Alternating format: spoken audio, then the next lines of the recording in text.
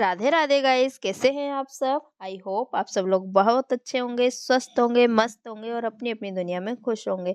तो ये है हमारे सामने क्या नज़ारा गार्डन का। और कुछ लोगों की गाड़ियाँ खड़ी रहती है यहाँ पर। तो सुबह अभी अंधेरा था और सुबह के अभी बजे हैं 5। तो यहाँ पर मेरे दिन की शुरुआत हो चुकी है और करते हैं भगवान जी के को नमन और फिर लगते हैं अपने दैनिक कार्यों में। तो यहाँ पर भगवान जी को नमन करने के बाद मैं लग जाती हूँ अपने दैनिक दिनचर्या में। तो यहाँ पर मैं करती हूँ सबसे पहले अपने लिए पानी गर्म पीने के बाद ही मैं चाय पीती हूँ काफ़ी टाइम बाद। और अभी तो थोड़ा सा गला भी ख़राब है और हल्की हल्की खांसी भी चल रही है, तो फिर गर्म पानी से थोड़ा सा गले में रिलीफ मिलता है। तो यहाँ पर पानी पीऊँगी और इसके बाद करूँगी मैं बाकी के सारे काम स्टार्ट। और सुबह से अगर काम स्टार्ट कर दो ना जल्दी से, तो हमारा पूरा दिन हम मतलब कि फ्री रहते हैं। मतलब फ्री तो नहीं रह पाते हैं, बट फिर भी हमारा दूसरे काम और भी यूज़ में आ जाता है पूरा दिन। तो दूसरे काम हमारे हो जाते हैं। तो यहाँ पर बच्चों का है ये कारनामा, तो पूरा फैला देते हैं। रात में पढ़ाई करते हैं तो उन्हीं का सामान थोड़ा समेटते हुए फिर मैं अपने पानी को लेकर बैठूंगी थोड़ा सुकून से और फिर मैं पीऊँगी पानी। तो फैलारे में बैठना मुझे बिल्कुल भी पसंद नहीं है। थोड़ा सा क्लीन रहे वहीं पर बैठो तो ही अच्छा लगता है। और इस टाइम पे ना बहुत ज़्यादा मन की शांति मिलती है, क्योंकि घर में भी कोई शोर शराबा नहीं होता है, बाहर भी कोई शोर शराबा नहीं रहता है। तो बहुत अच्छा लगता है अपने आप के बारे में सोचना, खुद के लिए सोचना और फिर दिन की प्लानिंग करना कि आज पूरे दिन करना क्या है। तो मैं पानी पीते पीते यही सारी चीज़ें सोच रही थी कि आज करना क्या क्या है। और इसके बाद फिर मैं आ जाती हूँ वापस से किचन में और यहाँ पर बर्तन सेट करने थे, क्योंकि प्लेटफॉर्म पर अगर बर्तन का जो टोकरा रखा रहता है ना, तो फिर काम करने में बिल्कुल भी कंफर्टेबल नहीं लगता है। तो यहाँ पर पहले बर्तन को सेट कर दूँगी, इसके बाद ही फिर प्लेटफॉर्म को थोड़ा सा क्लीन करके फिर काम को स्टार्ट करती हूँ मैं। तो यहाँ पर मेरे बर्तन को कर लूँगी मैं सेट और फिर बनाती हूँ मैं चाय, क्योंकि चाय अभी मैं पीऊँगी नहीं, काफ़ी टाइम बाद ही पीती हूँ। पानी के थोड़ा सा पानी डाइजेस्ट हो जाता है, 1-2 ग्लास, बल्कि मतलब अभी मैंने 1 ही ग्लास पानी पिया, पर मैं 1-2 ग्लास पानी और पी लेती हूँ, इसके बाद ही चाय को पीती हूँ। जब तक क्या है बैरागी जी भी उठ जाते हैं तो फिर दोनों जन की हम लोग साथ में बना लेते हैं। फिर एक साथ अगर मैं मेरे लिए बना के पी लूँ और फिर उनके लिए बनाना पड़ता है अलग से, इससे अच्छा मैं सोचती हूँ कि दोनों की साथ में ही चाय बनाएंगे और साथ में ही पियेंगे। और फिर सुबह की चाय हम लोग साथ में पीते हैं, क्योंकि शाम की चाय तो हम लोग पी ही नहीं पाते हैं।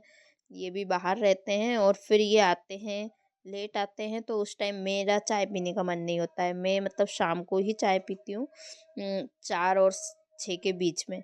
और ये आते हैं लेट, तो फिर इनको बना कर दे देती हूँ, फिर मैं नहीं पीती हूँ अधिकतर। तो यहाँ पर मुझे करनी थी बेडशीट चेंज और मैंने बेडशीट भी चेंज कर दी है। इसके बाद बेडशीट धुलने को डाल दी है मैंने, क्योंकि 4 से 6 दिन हो गए थे तो बेडशीट धुली नहीं थी। और ये फिर सबसे फ्रंट में आता है ना ये दीवान, तो इसी पे मतलब हम लोग दिन भर इस पे ही बैठना करना, बच्चों का भी गटर मस्ती सब इस पे ही चलती रहती है। और फिर सामान समेटते समेटते मेरी नज़र पड़ जाती है अपने सिले हुए ब्लाउज़ पर, जो कि मैंने कल सिला था दिन में। तो उसी में कुछ काम बाकी है, तो मैं वही देख रही थी कि इसमें क्या-क्या काम अभी मुझे करना है। तो इसमें भी तुरपाई वगैरह करनी है मुझे कमर कमर में और इसके बाद आस्तीन में। आजकल हालाँकि तुरपाई वाले ब्लाउज़ बहुत कम लोग सिलते हैं और कम लोग पहनते भी हैं, क्योंकि उसमें थोड़ी-सी मेहनत ज़्यादा रहती है। बट मुझे अगर ब्लाउज़ के पीस का अगर मैं ब्लाउज़ बनाती हूँ तो मुझे तुरपाई ही पसंद पसंद आती है, मुझे सिलाई मशीन अच्छी नहीं लगती है। तो फिर इसको करेंगे दिन में, इसको छोड़ते हैं अभी यहीं पर। और फिर मैं लगा लेती हूँ झाड़ू, क्योंकि थोड़ी-सी है ना झाड़ू वगैरह लगा लो ना, तो ठंड के टाइम में ये रहता है कि थोड़ा-सा पसीना, थोड़ा शरीर हमारा एक्टिव हो जाता है, थोड़ा पसीने जैसा शरीर में लगने लगता है। तो झाड़ू पोछा करने के बाद थोड़ी नहाने की इच्छा भी बढ़ जाती है। तो यहाँ पर मेरा झाड़ू लग जाता है। जब अभी तक बच्चे और हस्बैंड जी दोनों तीनों लोग सो रहे थे, तब तक झाड़ू मेरा लग चुका था। और इसी के बाद बीच में अगर ये लोग उठ जाते हैं तो फिर मैं चाय वगैरह बनाने लग जाती हूँ। तो हाँ, ये लोग उठ चुके थे तो यहाँ पर मैं आ गई थी चाय बनाने हस्बैंड जी की और मेरी, क्योंकि वो भी गर्म पानी पी रहे थे अभी इन दिनों, तो उन्होंने भी गर्म पानी पी लिया था, फ्रेश वगैरह होने गए थे, तो फिर जब तक मैं बना लेती हूँ चाय। तो यहाँ पर मैं बना रही हूँ मसाला चाय। तो इसमें मैंने थोड़ा सा सोंठ पाउडर डाला है और क्या बोलते हैं तुलसी के पत्ते और लौंग। तो इसी को बढ़िया से अच्छे से उबाल लेंगे और फिर हो जाएगी हमारी चाय रेडी। और हम लोग क्या है कि चाय ज़्यादा पीते नहीं हैं, कम चाय पीते हैं, तो फिर मैं पानी नहीं डालती हूँ चाय में, डायरेक्ट दूध में चाय पत्ती, क्योंकि आजकल कहाँ इतना प्योर दूध आ रहा है। पानी दूध वाले भैया पहले ही पानी मिलाकर लाते ही हैं और फिर हम लोग भी मलाई वगैरह निकाल लेते हैं तो दूध पतला हो ही जाता है। तो यहाँ पर हम लोगों ने चाय पी ली और इसके बाद फिर मैंने लगाती हूँ पोछा, जब तक बच्चे भी उठ चुके थे। तो यहाँ पर ये बुत बना हुआ खड़ा हुआ है ठंड में, मैं बोल रही थी कि भाई बैठ जाओ जाके, अभी काय के लिए उठे हो, फिर होना तैयार। तो यहाँ पर बच्चे भी उठ चुके हैं और इसकी घड़ी को सेट कर रहा है ये टाइम देखकर, और फिर कर लेती हूँ मैं अपना नहाना धोना। पोछे के बाद डायरेक्ट आ जाती हूँ मैं नहाकर, और जो भी थोड़े बहुत कपड़े रहते हैं वो भी मैं साथ में ही धो लेती हूँ।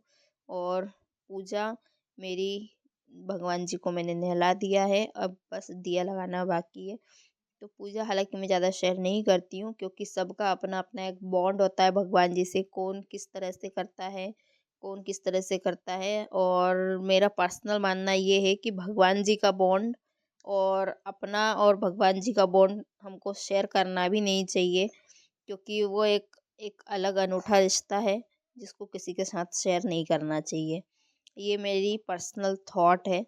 आप अपने भगवान की सेवा कैसे कर रहे हो, कैसे नहीं कर रहे हो, ये आप, क्योंकि आपके मन को आप किस भाव से कर रहे हो, ये भाव केवल और केवल भगवान जी जानते हैं। तो उनको कैसा लग रहा है, ये सारी चीज़ें उन पर निर्भर है। तो आई थिंक मुझे ऐसा लगता है कि भगवान जी की जो भी पूजा पाठ हम जिस तरह से करते हैं, कैसे श्रृंगार कर रहे हैं, क्या कर रहे हैं, ये चीज़ें शेयर नहीं करनी चाहिए।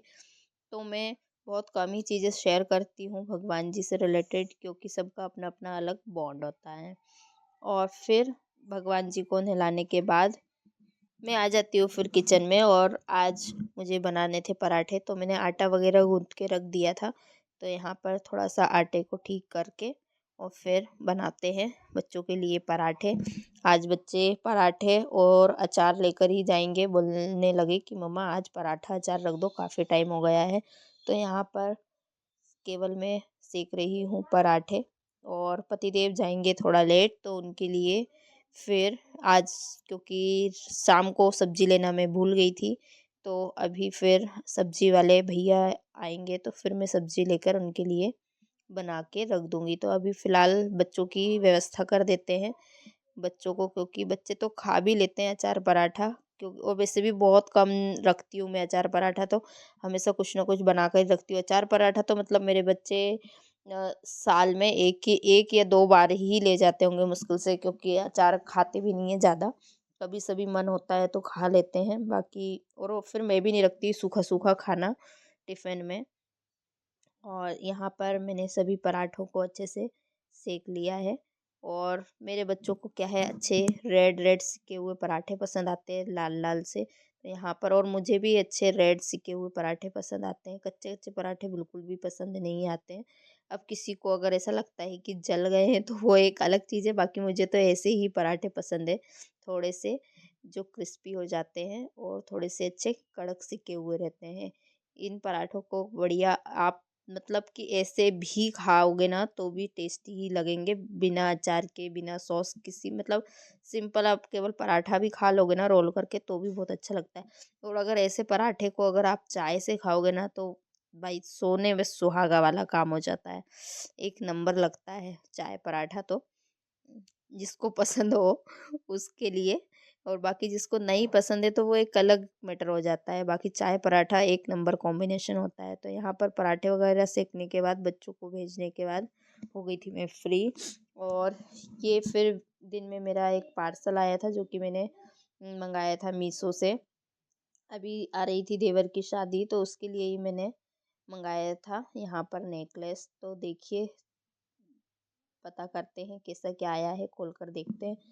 तो पैकिंग बहुत बढ़िया थी, मतलब कि बढ़िया से अच्छे से ये वाले पेपर में, ये जो बबल वाली पॉलीथीन होती है ना, इसमें बढ़िया से रेप करके उन्होंने किया था, और 2 बॉक्स में अच्छा से पैक था। तो यहाँ पर मैंने फ़ोटो भी लगाया है, आप देख सकते हैं कैसा लग रहा है पहनने के बाद। और बहुत अच्छा आया था, लुक वाइज़ बहुत अच्छा लग रहा था। तो ये मैंने क्या बोलते हैं, कौन सा वाला कलर, ये ग्रीन कलर है, और बाकी मैंने इसको पिस्ता ग्रीन लहंगे के साथ पहना था, तो बहुत बढ़िया कॉम्बिनेशन लग रहा था। और फिर दिन में थोड़ा बहुत आराम करने के बाद मैं आ जाती हूँ शाम के समय। मुझे बनाने थे मसाला गुड़, बनाना था मुझे, क्योंकि गुड़ डायरेक्ट थोड़ा ऐसे खवाता भी नहीं है, और फिर मैंने सोचा चलो मसाला गुड़ बनाते हैं। तो यहाँ पर मैं आ गई थी मसाला गुड़ बनाने के लिए। तो यहाँ पर मैंने 1 चम्मच लिया है घी, और इसमें मैं सेक लूँगी थोड़े से बादाम।